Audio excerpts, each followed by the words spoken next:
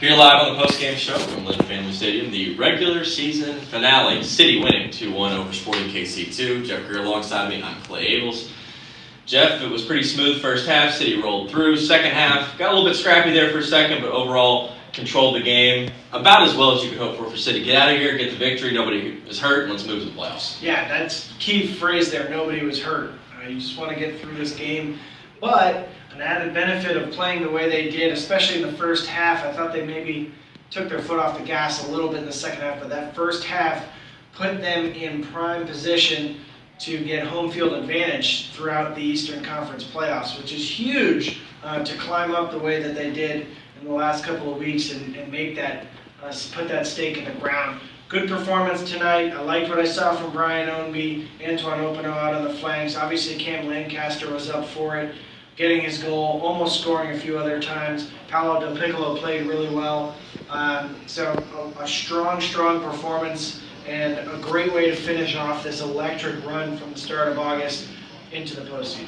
11 unbeaten, and that was almost over match night with the fact of the other matches that were going on. Everybody's keeping an eye on Pittsburgh and St. Louis and Indy. You never know what's going to happen. St. Louis eliminating Indy 11. Obviously, there's a whole lot of banter that's going to go back and forth on that between the Louisville City and Indy 11 fans. Now we're trying to figure out Pittsburgh or Hartford. Both of them very difficult opponents, especially Pittsburgh, we've seen at one point at the top of the USL. Good news, though, for City. Home field, rest of the way. Pretty much we're just waiting till tomorrow and finding out what to do. Yeah, so as of this recording, we don't know yet which opponent it will be. It's contingent on Hartford's game tomorrow against New York Red Bulls 2. So this probably will even be outdated by the time that it's on the interwebs. But nevertheless, we persist with Louisville City. I think the exciting thing is you know that you've got to turn even higher up than you already have, because St. Louis is in. We know how much of a challenge those games have been. Yeah, Louisville City did take care of them one time 3-0, but every other game that they've played has been a slug fest. They lost here 1-0, they won there 1-0, and they tied 1-1.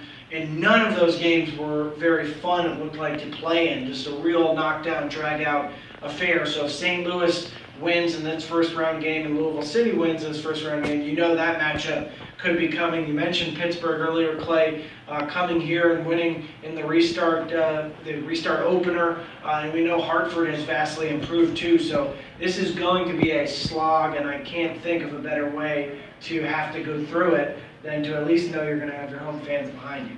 The big thing to look at here is obviously City's playing tremendous. You're not going to find out your opponent until tomorrow. But the biggest thing I think that's going to be on City fans' minds this week is, besides the opponent, is everybody's flowing well, but where's Napo Masoso? You want to see him back in the lineup, certainly. I mean, he was really the cog that was throughout this process. I mean, when he got going in the middle of August, things just really seemed to flourish for City. We'll find out kind of his status of things, but that's a huge piece. If they can put Napo back out there, you really open up that offense. And when Napo's out there with Antoine on the other side, Cam running through the middle, it's arguably the best offense in the USL. Well, we don't know yet what that situation is. He hasn't been in the lineup the last couple of games. I would say that if I'm John Hackworth, I'm excited to see that Brian Ownby could be in the starting lineup for a long time, switch to more of a super sub type role, put back in the starting lineup, and he's played relatively well, I think, really well, in the last couple of games. I thought he had a really good first half tonight. He was excellent in the last game. And has always been such a good threat getting forward. And in that high press, that counter press as well, he can win the ball back for you, super aggressive. And they've shown that they can plug in a few different pieces to be effective, even if they're not in the starting lineup.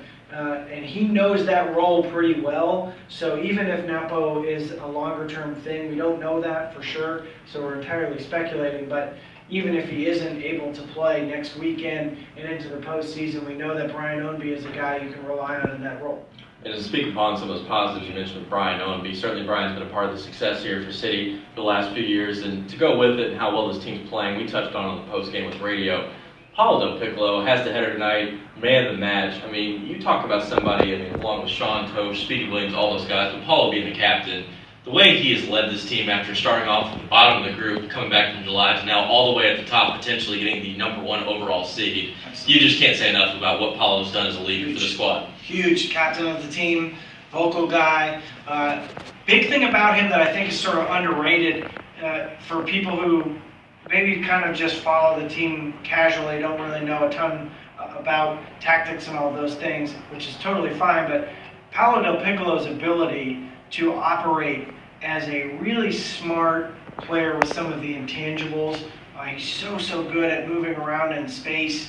He does a lot of little things that add up. You don't necessarily see him score a ton of goals, though he did score a really nice goal tonight.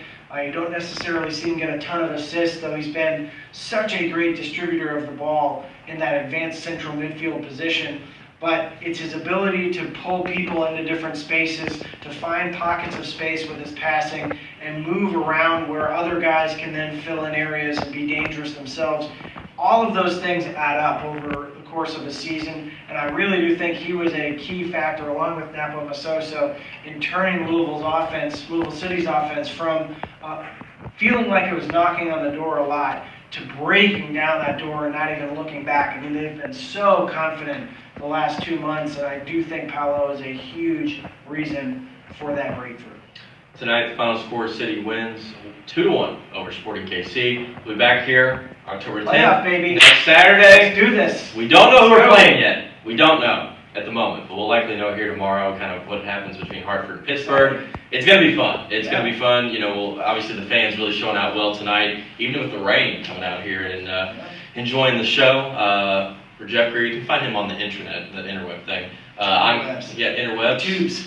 The tubes. All I know is the holes. All I know is Louisville City continuing to play home games means more cheeseburgers from the concession stand for me, and I'm very happy about that. I believe you coined it, what, a cheeseburger bonanza? It's a cheeseburger bonanza here in the wonderful Derby City. Fill his Twitter up with those memes. For Jeff Greer, I'm Clay Abels saying so long. The final score, Louisville City 2, Sporting KC 1. We'll see you next time from Lynn Family Stadium.